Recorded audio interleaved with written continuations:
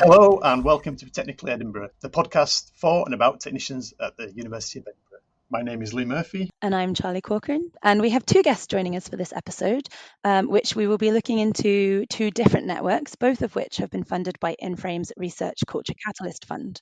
Our first guest is Tabea Gerlach, who is the newly appointed coordinator of the Scottish Research Technicians Professional Academy. And we're also joined by Claire Wilson, who is the Technical Services Manager, Analytic Services within the College of Science and Engineering at the University of Glasgow. Claire is a member of the team behind the Research Technical Professionals Recognising Leadership and Expertise, or RELAX for short. So Claire and Tabea, welcome to the podcast. Thank you so much for joining us. Thank you for having us. Hi, thank you.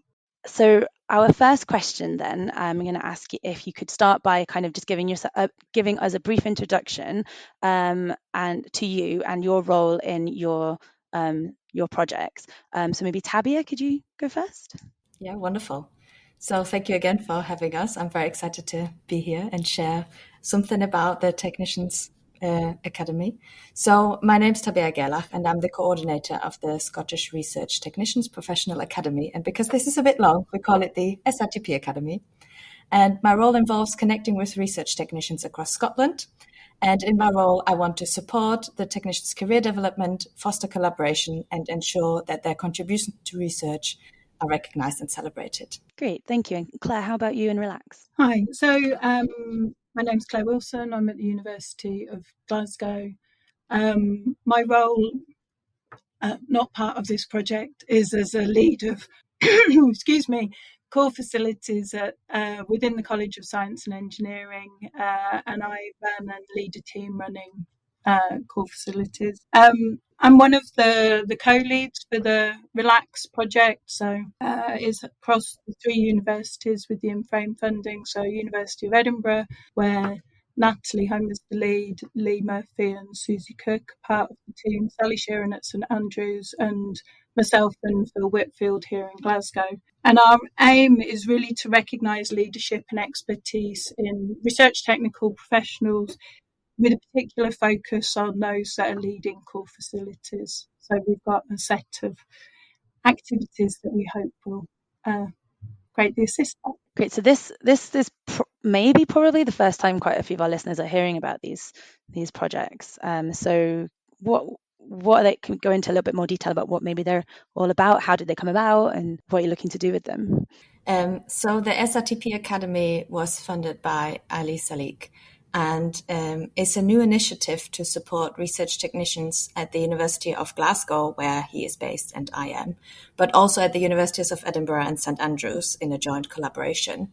And it's designed to empower the research technicians' careers and to build networks across these three universities by offering tailored development opportunities and peer support, and to increase the institutional recognition for research technicians. And our long-term vision with this project is to extend this support across all Scottish universities. And same question, Claire. So the aim of the RELAX project is to have a series of activities and projects that are recognising expertise and leadership, research leadership amongst core facility leads. So one of the strands is to run a leadership programme for a cohort of core facility leads across the three universities involved in this, and that will develop a network led by RTPs for RTPs across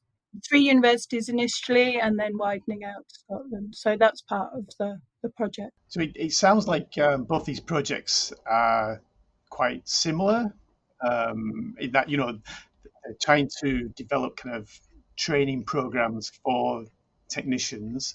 And I think that's a really interesting part of what InFrame are trying to do, that they're trying to come from different angles and give funding and seeing what works and what doesn't work, and trying to see if these interventions really do work, and I think that's a really interesting part of the project. But what gap are you specifically trying to close, do you think, Tabea? So research technicians often face unclear career pathways limited recognition and few opportunities for professional development. And with the SRTP Academy, we aim to change these by highlighting the research technicians' expertises, by showcasing their leadership potential, and by creating a culture where their contributions are fully valued. Great, yeah, and Claire, for Relax, I mean, I guess it's quite similar, but maybe a different grouping of technicians. Yeah, so our focus is very much on core facility leads as part of the research technical professional community. And there's some specific strands of the project in looking at that and the leadership for that cohort, but also with a focus on recognising the expertise that we have in terms of equipment investment, operation, collaboration of equipment sharing, and how that also fits into sustainability goals. And some of engaging with the wider research community so that recognition of our expertise in strategic planning and operational management within the research community. Yeah, certainly that sustainability Concord has really put sustainability up the agenda, hasn't it, for technicians? Yeah, and there's great benefits for that in terms of all sorts of sustainability. There's environmental aspects, but there's also things like equipment sharing and expertise sharing, which is a key part of the Relax project, has great outcomes for everybody, for the wider research community. So it feeds into that sustainability, but also workforce sustainability as well. What differences then are you hoping to see for research technicians in Scotland by the time your projects are finished? Are you hoping that it's going to bring about big changes? Yes. Yes. Yes. Otherwise, we wouldn't be doing it, right? Yeah. Yeah, I really hope that it is going to bring about changes. There's obviously only so much that you can do within a year's project, but part of the thing is also having lasting networks and changes and the confidence that we hope that some of the leadership training will engage with. So our aim is that there'll be a network of RTP-led network of core facility leads across Scotland, and that will be an ongoing outcome from the project. There's things like an expertise directory that we're looking to build as part of this, which again will hopefully carry on and also be extended more widely across the region. But there's also parts of the project where we're looking into policies and best practice across 3 institutions involved in that. And again, that's going to be an opportunity to make a change by highlighting where best practice is and sharing that and hopefully making changes within all our institutions. And Tabea, how about you and SRTP? Yeah, absolutely. I agree with Claire. We want to make lasting changes and we want technicians to feel more confident and connected and to feel more recognized. And by the end of our project, although it's only short so far, we hope to see improved morale and clearer career pathways, and that the technicians have a stronger sense of community. And this should hopefully be laying the foundation for a long-term cultural change in research. And it's really interesting on the InFrame work how there's a real concentration on measuring these outputs. So it's not just kind of a feeling that, oh, people are feeling better, but you have to measure that. You have to kind of prove it, don't you? That's so how are you going to actually measure these things? So as part of our activities, we will have a focus group and we will ask what the technicians' needs are and what their career development desires are. And based on this, we will build our activities, and we will have networking events. We will have, based on this feedback, tailored training and mentoring and career development workshops. And before and after each of these sections that we will have, we will do a questionnaire and we will ask, how do you feel? How is it going at the moment, kind of thing. And then hopefully by doing this before and after with the same group, we will get a feeling for, have we improved something? And then we will also ask for feedback and then tailor the next activity based on the feedback. And hopefully, because we really want to provide a valuable exchange is the right word here. Yeah. And so have you got any activities planned yet, or are you still at that kind of planning stage, Tabea? Yes. So at the week beginning, I can give you the dates actually. So on the 16th of September, we will host a focus group in St. Andrews. On the 17th of September, we will host focus groups in Glasgow. And on the 18th of September, we will host focus groups in Edinburgh. And part of these, and we really hope to see lots of the people listening and everyone who's interested to take part to come and contribute to the focus groups, because I would like to hear from you directly what you would like to see. Because based on this, we will, as I just said, design the career development opportunities, the mentoring, the training. So I hope that I get a lot of engagement. Are they in person or are they online? They are in person. I will come to you and I will speak to you in person. Well, we'll certainly put those dates in our show notes and links to those. And then Claire, what activities do you have planned for the Relax project? So far we've got the leadership training for a cohort of core facility leads booked and starting. So that will be the first in-person session for that will be in November. And we're just in the process of putting out announcements. So look out for information about that and connecting with that. So that's going to run through from November through to March, April time. And then in parallel with that, there are other strands of the project taking place, but that's kind of the key one where people will be able to get directly involved. And then we'll also be trying to engage with the community more widely, so similar things of questionnaires for the cohort of people going through the leadership training, but also with the wider research community and trying to make sure that we really engage with people right across that. So there'll be some opportunities to be involved with the project there. So how can people get involved? Have you got a mailing list or anything like that yet that people could sign up to? So we will curate a mailing list from people who have signed up, because as part of our sign-up form, there is a consent form that we will need participants to sign. So if you do want to get involved, please sign up, because only people who have signed up can take part. But everyone is welcome to participate as much or as little as they want. There's no requirement to participate if you have signed up. So there's no harm.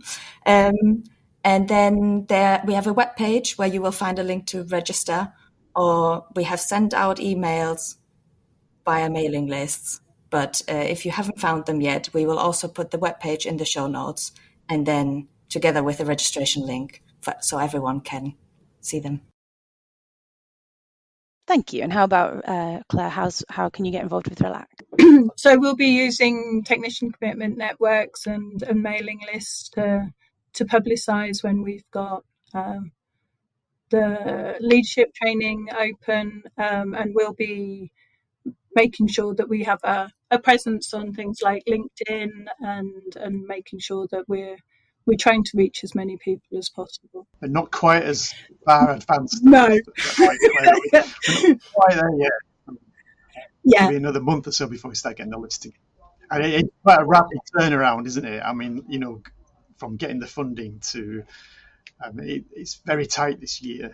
That's a good point. Yeah, and you kind of hit the summer period where it's like, this is when you're really trying to get things going, but people are on leave and sorting out some of those sort of things. But it feels great. We had a really good meeting last week between the team, and it feels like there's some real momentum to do this. And we've been well supported by the InFrame team as well, which has been great. Yeah, absolutely agree. I've only just started like a month ago, and it's been great getting to know everyone of the InFrame team and everyone at the universities, and I'm very happy to connect with anyone. And to Claire's earlier point, I just wanted to say I'll be posting, as the SRTP Academy coordinator, a lot of our activities. So if anyone wants to follow me on LinkedIn or connect with me on LinkedIn, Twitter or X now, and Bluesky, or have I forgotten? Please give me a follow. Yeah, anything. Please follow me, connect with me. I'll be happy to chat to anyone. We'll tag you in our social media posts, Tabea, so so you can be found. Great. So I think the answer to this based on previous answers is yes, but do you see these projects as pilots for something bigger across Scotland or the UK? Yes. So our aim is very much that at the moment we're starting with the 3 universities, Glasgow, Edinburgh and St Andrews, that are the leads on this project and where the InFrame funding is. But our aim is very much that grows to be a Scottish network of RTPs and core facilities, and similarly any of the other initiatives within this will get shared, that we'll hope to have outcomes that are going to be, including other institutions across the country. Yeah, absolutely. Our goal is to create a model that can be adopted across Scotland, and we want to widen it so we can have a big network of research technicians for peer support and exchange, and to ensure that technicians everywhere have access to this support and that they feel recognized as they deserve it. For the long-term plan for our technician network, we envisage a research culture where technicians are seen as leaders and innovators. And this also includes policy changes that embed technician recognition in grant applications and research outputs and in institutional strategies. Superb. So both these projects are quite new, so this might be an unfair question, but what's been the most exciting or surprising part of working on this project so far? Tabea? I think the enthusiasm, that's a hard word, from technicians has been incredible, and it's great to see how eager people are to connect and to share their experiences and to shape the future of their profession. It's been really inspiring. Excellent. Claire? I think one of the great things has been getting to know the other people on the project and work together with other people across the other institutions. And I think that will just be amplified as we're more people involved in it and connecting. So it is a really nice thing to be kind of connecting across it.